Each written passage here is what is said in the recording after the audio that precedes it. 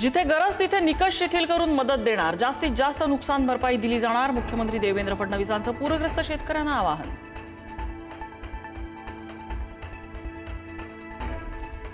मुख्यमंत्री देवेंद्र फडणवीसांचं अजित पवार आणि एकनाथ शिंदे शेतकऱ्यांच्या बांधावर पूरग्रस्त भागाची पाहणी, लवकरच नुकसान भरपाई देण्याचं शेतकऱ्यांना आश्वासन।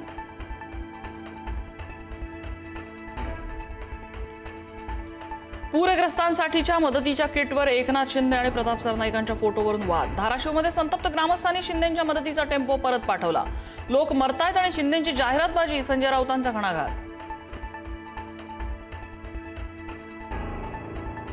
मंत्री पंकजा मुंडे आणि कृषी मंत्री दत्ता भरणे यांचा जालना दौरा। अतिवृष्टीने बाधित शेतकऱ्यांशी साधला संवाद, दिवाळीपर्यंत नुकसान भरपाई देण्याचं आश्वासन।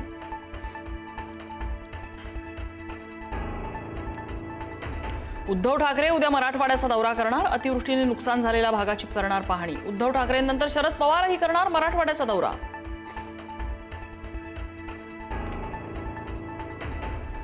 बुलढाणा जिल्ह्याचे दोन्ही पालकमंत्री मकरंद पाटील आणि संजय सावकारे हरवल्याची पोलिसात तक्रार। पालकमंत्र्यांना शोधून देणाऱ्याला 11,000चं बक्षीस, पवारांच्या राष्ट्रवादीची तक्रार। खासदार सुप्रिया सुळे यांनी केंद्रीय गृहमंत्री अमित शहा आणि कृषी मंत्री शिवराज सिंग चौहान यांच्याकडे मागितली भेटीची वेळ। महाराष्ट्रातल्या नुकसानग्रस्त भागाची पाहणी करण्याची मागणी।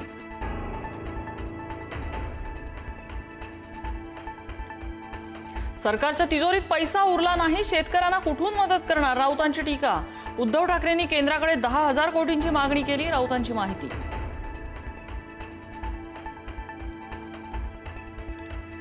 अस्मानी संकट ओढावलेल्या शेतकऱ्यांना मंत्री छगन भुजबळांचा मदतीचा हात। शेतकऱ्यांच्या मदतीसाठी देणार 1 महिन्याचं वेतन।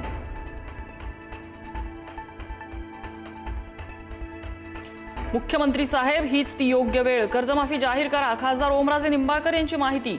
मुख्यमंत्र्यांना निवेदन दिलंय, काही दिवस वाट पाहणार, निंबाळकरांचा इशारा।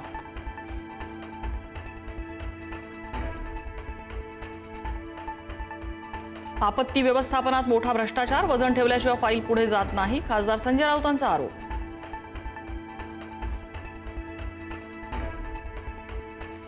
पुलावरून वाहत्या पाण्यातनं वाट काढणं तरुणाच्या अंगलट, संभाजीनगरच्या सिल्लोड तालुक्यातली घटना।